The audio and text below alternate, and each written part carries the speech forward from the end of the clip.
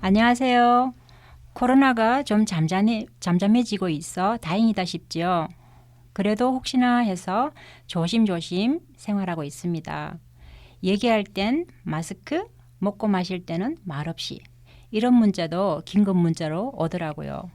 저희들이 지금 코로나 시대에 나름 힘들게 살지만 그래도 오늘 저희들 밝은 마음으로 책사랑을 펼쳐볼까 합니다. 편혜영, 정세랑 작가에 이어 오늘은 현대 여성 작가 세 번째 이야기죠. 황정은 작가인데요. 읽은 느낌이 어땠나요? 네, 저는 연년세세라는 장편이죠. 장편을 읽었습니다. 이렇게 연작 소설이라고 할 수 있고요. 단편을 몇 개 묶어서. 그런데 너무 재미있었던 건 편혜영 작가는 72년생이고요. 정세랑 작가는 84년생이에요. 그런데 우리 이번에 황정은 작가는 76년생이거든요. 그 두 작가의 딱 가운데에 걸쳐져 있어가지고 정말 그 중간 다리의 역할을 하면서 세 사람이 어떻게 그 스토리텔링이 어떻게 서사가 어떻게 변해가는지 문체 스타일이 어떻게 변해가는지 한눈에 딱 느끼게 돼서 굉장히 좋았습니다. 정임 씨는요? 네, 저는 그 한국 여자 소설가 중에 제일 좋아하는 작가 중에 한 사람인데요. 황정은 작가의 책을 제가 나올 때마다 서점에 가서 기쁜 마음으로 늘 사고 했습니다. 네, 그래서 여러 책을 다 읽었는데요. 특히 지금 가장 최근에 나온 연년세세가 되게 또 감동적인 부분이 또 나오더라고요. 이게 가족 관계에서 어떤 그런 이야기들이 다 나오면서 이렇게 인물들이 있는데 거기 보면 용서라는 거의 실체가 뭘까 하는 생각을 한참 했거든요. 그래서 그 책을 보고 그 같은 날 이제 영화 시를 또 보면서 거기 나오는 이제 또 시인과 또 그 죽은 소녀와 생각하면서 하루 종일 가슴이 먹먹했던 그런 기억이 있었고 되게 좋았습니다. 제가 2010년대 이후로 참 새롭다라는 느낌으로 읽은 작가가 황정은 작가 작품인데요. 나름 좋아한다고 생각했고 또 뭐 여러 가지 읽었다고 생각했는데 제가 연년세세는 아직 못 읽어봤네요. 제가 보기에 황정은 작가는 단어를 가지고 많이 고민하는 작가가 아닌가 싶어요. 예를 들면 웃음이라는 단어가 있으면 웃고 싶을 때 웃는 건 웃음이지만 웃고 싶지 않을 때도 웃어야 되는 상황의 웃음은 그럼 뭐라고 해야 될까? 웃음이라고 해야 될까? 이렇게 뭐 단어를 가지고 평상시 저희들은 뭐 고민도 안 해봤던 그런 어떤 생각을 참 깊게 하셨는 것 같고요. 또 파시의 인문 보면 파시는 파시일 뿐 파시로서 발생하고 부단히 파시가 되고자 노력하면서 사라질 뿐 그뿐입니다. 이런 말 속에서도 처음에는 말을 가지고 노나 싶었는데 또 한참 생각해 보면 나름 참 깊이 있게 파고들어서 뭔가를 전하는 어떤 그런 느낌이 들었던 작가입니다. 자, 이런 황정은 작가에 대해서 그럼 황정은 작가가 어떤 정도의 뭐 과정을 거쳐서 지금의 작가가 되었는지 한번 소개해 보도록 하겠습니다. 1976년 서울에서 태어났으며 인천대학교 불어 불문과를 중퇴했습니다. 2005년 경향신문 신춘문예에서 단편소설 마더로 등장했고요. 장편소설로는 백의 그림자, 야만적인 앨리스시 계속해보겠습니다가 있습니다. 또 소설집으로 7시 32분 코끼리 열차, 파시의 인문, 아무도 아닌 디디의 우산, 연년세세 등이 있는데요.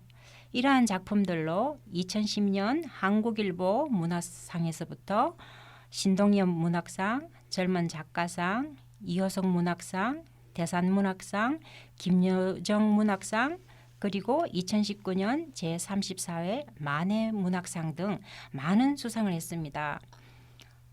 심동엽 문학상, 그러니까 왠지 저희들이 문학관을 다녀와서 그런지 정이 참 많이 가네요. 그죠? 자, 이번에는 그러면 각자 뭐 어떤 책이 마음에 드셔서 읽으셨는지 한번 좀 소개시켜 주실래요? 예, 제가 읽은 연년세세에 대해서 잠깐 소개드리겠습니다.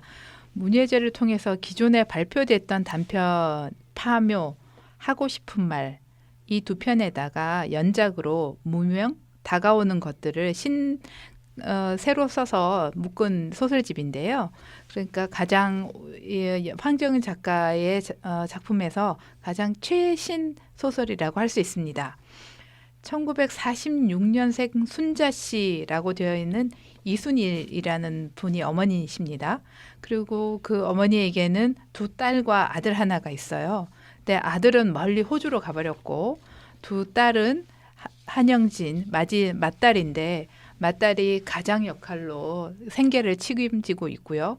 한세진은 그리고 이야기 전체를 풀어가는 작가입니다. 지금 현재 작중 인물 중에서 작가의 캐릭터를 가지고 있어요.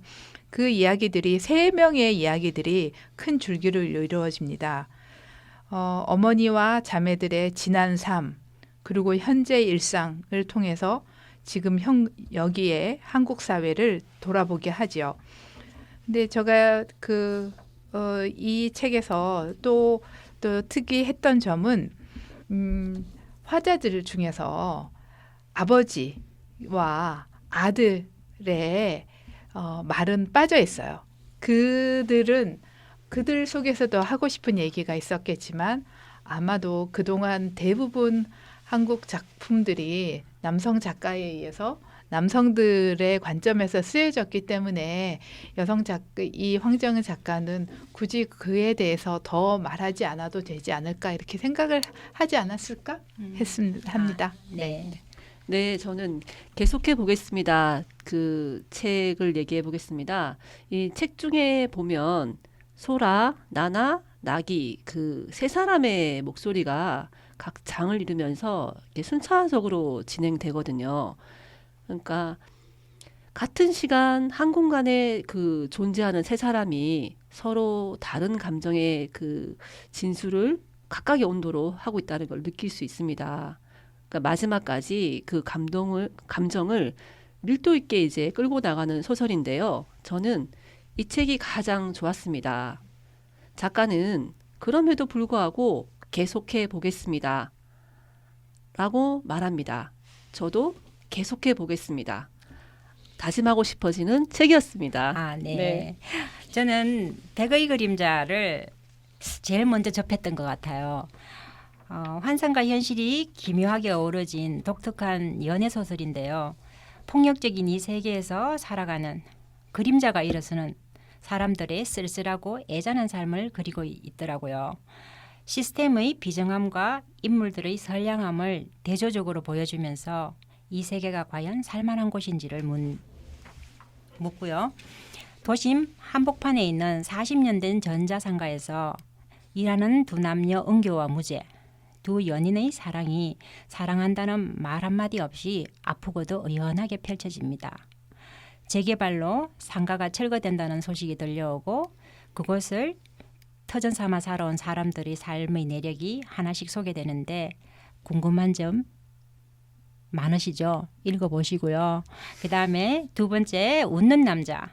세운상가에서 택배 일을 하는 D는 반지하 방에서 동거하던 연인 디디를 버스의 난폭 운전으로 잃고 시리와 분노에 빠져 두문불출하다가 직장에서도 해고되고 죽어도 창문도 없는 고시원으로 옮긴 상태입니다. 새로 얻은 세운상가 일자리 택배 업무는 하루 10시간 이상의 중노동으로 화물을 차에 싣고 있을 때 누군가가 등을 꾹 누른 뒤 말합니다. 나 알지? D의 등을 꾹 누른 여소녀. 여소녀는 전자상가의 남자 주인입니다. 이름이 좀 독특하죠. 여소녀라는 한 명의 주요 인물을 등장시키면서 이야기를 펼쳐갑니다. 이러한 황정은 작가의 소설을 저희들이 뭐 여러 편, 여러 권 읽어봤는데 앞서 우리가 1차, 2차에서 살펴본 편혜영 작가 그리고 정세랑 작가와 소설을 비교해 본다면 어떤 점이 좀 뭐 차이점 아니면 뭐 유사점 그런 게 있을까요? 저는 이 앞서도 말씀드렸다시피 이 황정은 작가는 저희가 가장 그래도 좀 쉽게 읽히는 작가인 것 같아요. 편혜영 작가는 어떤 면에서 그 분위기가 어렵고 힘든 음습한 면이 있어서 스릴러 영화로 만들면 좋을 것 같고 근데 정세랑 작가는 정말 얘기가 어디로 튈 줄을 알 수가 없어서 바짝 긴장을 하고 읽어야 따라갈 수 있는 야 내가 좀 시대에 뒤처졌구나 하는 불안감을 가지면서 읽었다고 한다면 황정은 작가는 신경숙의 엄마를 부탁해가 좀 더 오래전 얘기라 그러면 좀 더 지금 이 시대에 가까운 우리의 뿌리 이야기, 우리 어머니들의 이야기, 우리 혹은 할머니들의 이야기를 좀 현 시대에 맞춰서 풀어준 것 같아서 굉장히 그런 면에서 좀 다르지 않았나 생각이 들었습니다. 네, 정림 씨. 네, 저는 그 비슷한 점을 한번 생각해 봤는데요. 이게 역시 젊다 보니 그 젊은 작가의 감성이 살아있는 책들이었습니다. 그러니까 여성에 대해서 관심을 가지고 있고 또 사회에 대한 애정이 넘쳐났었고요. 그리고 그러면서도 삶을 그 꿰뚫어 보는 그런 치열한 자각이 공통점이라고 할 수 있겠습니다. 그러니까 세 작가가 인간에 대한 그 애정과 관심이 얼마나 큰가 하는 점에서는 되게 닮아 있었고 또 그 앞으로 더 좋은 소설을 계속 써낼 수 있는 작가들이다. 이런 생각이 들면서 되게 이번에 이 여성 작가들의 책을 읽는 계기가 정말 좋은 또 시간이 되었었고 감동적인 책 읽기였습니다. 네, 보면 우리도 그렇고 지금 현재 삶을 살아가는 자세들의 약간의 저는 차이점이 있지 않나 새 작가들에게 있어서 그런 게 느껴졌습니다. 뭐 늪에 비유하자면 편혜영 작가의 분위기는 늪에 빠진 듯한 느낌. 그래서 아직 헤어나지도 못하고 허우적거리는 좀 막막한 그런 느낌. 정세랑 작가는 빠졌는데 나올랑 말랑 굉장히 나름대로 시도하는 그런 느낌. 황정은 작가 같은 경우에는 늪에서 나름대로 빠져나왔다고 생각하고 늪에 빠진 사람들을 구하기 위해서 다른 사람들도 좀 동참했으면 하는 그런 목소리가 느껴지더라고요. 그래서 70년대, 80년대 거의 비슷한 세대의 작가지만 삶을 살아가는 자세 아니면 사회를 보는 시선 뭐 어떻게 등장인물들 속에서 우리가 느껴지는 사람들 살아가는 모습을 바라보는 시각이 좀 다르지 않나 싶었고요. 한 가지 재밌는 거는 황정은 작가의 배경에 보면 전자상가 얘기가 많이 나와요. 그래서 작가가 그냥 아무 근거 없이 이런 전자상가를 계속 배경으로 하지는 않지 않을까 싶어서 검색을 해봤어요. 세운상가 564호 검색을 치니까 딱 뜨는 게 황종진 씨라고 50년 오디오 가게를 하신 분인데 아마 황정은 작가님의 아버님이 아닐까. 맞아요. 제 추측입니다. 맞아요? 그래요? 그래서 이런 것도 하나의 또 책 읽으면서 이렇게 무심코 그냥 500m, 400m가 나오지 않을 것 같아서 검색해봤는데 놀라웠었어요. 진짜로 검색해봤을 때 그런 재미를 느꼈었습니다. 그리고 그다음 보면 세 작가들 중에 제가 뭐 다를 읽어보지는 않았지만 편혜영 작가의 책에 관광버스를 타실래요에도 보면 등장인물을 K와 S 이렇게 표현했고요. 황정은 작가의 작품에는 알파벳 이름으로 등장하는 주인공 이름들이 많아요. 뭐 여기에서도 D와 DD, 뭐 도도 이렇게 나오는데 요즘 소설들을 보면 등장인물의 이름을 알파벳으로 표기하는데 뭐 어떤 의도가 있었을까요? 그리고 의도가 있었다면 어떤 의도였을까요? 저는 궁금해지더라고요. 어떻게 생각하시나요? 신희 언니? 네, 저는 그 뭐 여러 가지 얘기 생각을 할 수 있겠지만 이제 구체적으로 이제 연년세세의 어머니 이름이 이순일 씨입니다. 본명이에요. 그렇게 순일이라는 이름이 있는데 실제로 주변에서 다 그 부르는 이름이 순자예요. 그냥 편한 대로 불러버리는 거죠. 일 시키기 편하기 위해서. 그 사람의 개성과 그 사람의 생각이나 형편에 대해서는 고려가 없어요. 그냥 이 어머니는 어릴 때부터 부모님이 돌아가시고 여기저기 친척들 집에 맡겨진 게 아니라 그 집에서 이 순일 어린 아이의 소녀의 노동력을 착취하기만 하거든요. 그러기 위해서 순자라고 불러요. 그냥 편의상. 그러니까 몰 개성화되어 버린 거죠. 그런데 이 어머니가 이 작가의 힘을 빌어서 자신의 삶을 돌아보고 자기 얘기를 해요. 그러면서 이순일이라는 이름을 찾아오거든요. 우리는 그래서 남을 볼 때 너무나 편견을 가지고 선입견으로 나 위주로 보는 거 아닌가. 그 사람은 각자의 개성과 그 사람 나름대로의 고유한 생각과 삶이 있는데 우리가 너무 편의적으로 보는 거 아닌가 그런 생각이 들었습니다.